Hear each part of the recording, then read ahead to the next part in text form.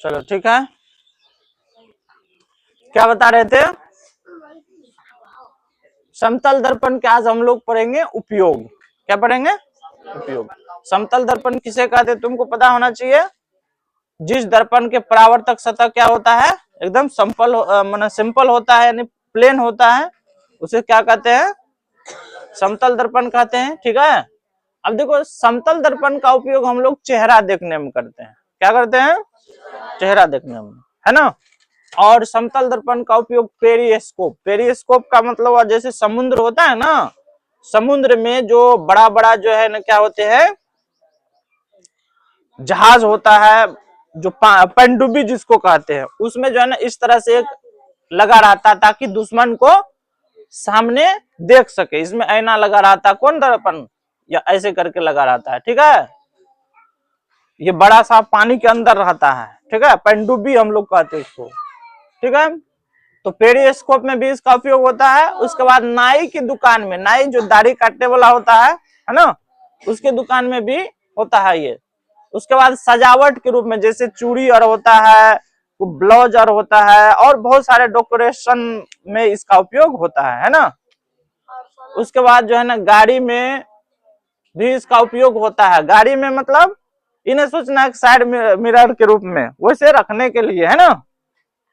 चलिए यहां तक समझ गए समतल दर्पण। और समतल दर्पण की उस दिन बताए थे क्या चीज, विशेषता बता चुके हैं।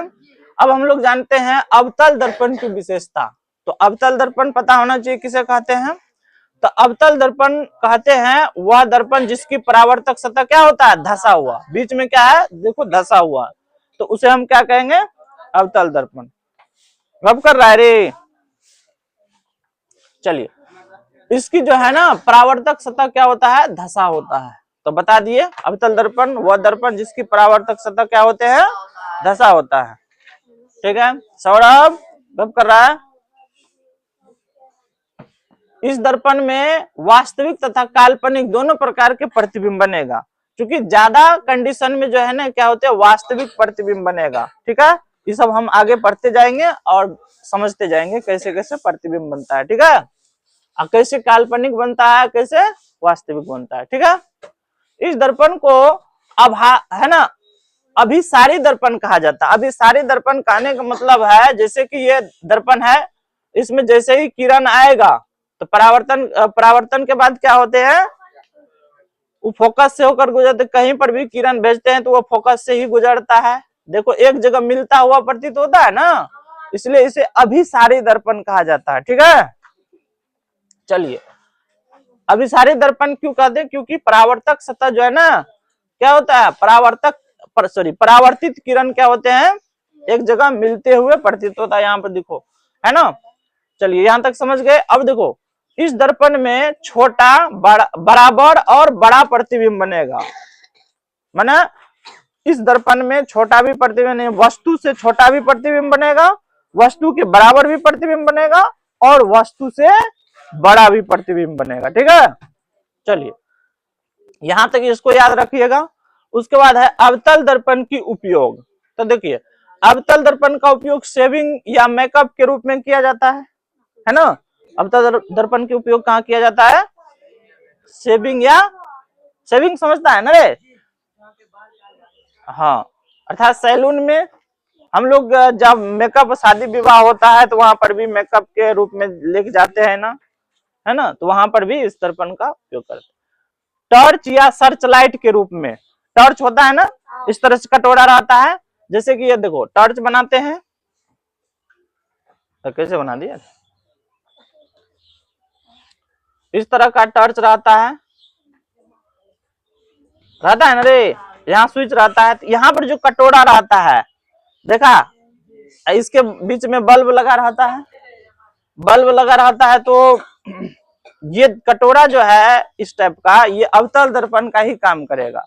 क्योंकि इसलिए लगाया जाता है क्योंकि माना जो है ना क्या कहते हैं, प्रकाश को सीधा बाहर भेज सके, है ना, कुछ ऑब्जर्व नहीं करे।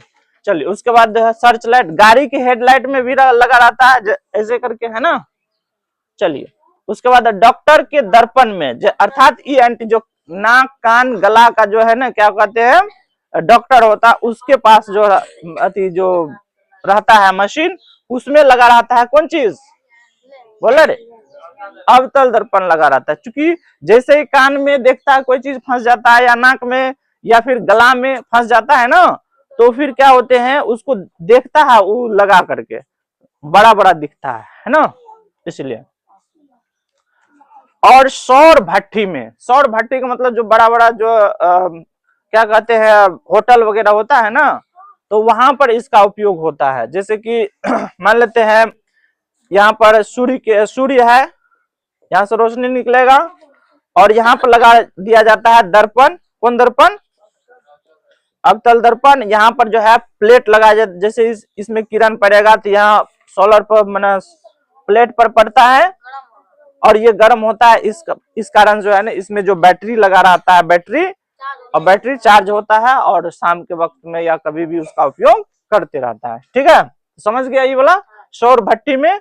उसके बाद दूरबीन या वैज्ञानिक यंत्रों में, तो दूरबीन समझता है ना, जो बड़े बड़े जो ऊंचाई पे चीज होता है, जो जिसे जूम करके देखा जाता है, दूरबीन में भी इसका उपयोग होता है। यानी वैज्ञानिक यंत्र, देखो ये एंटी डॉक्टर है, ये भी तो एक वैज्ञानिक का ही यंत्र है, तो इसमें जो है उपयोग होता है। समझ गया, तो इसको याद करके इसको 3-4 बार 5 बार लिखिएगा, याद करिएगा, तब ना होगा। ठीक है, चलिए अब बंद कर दो।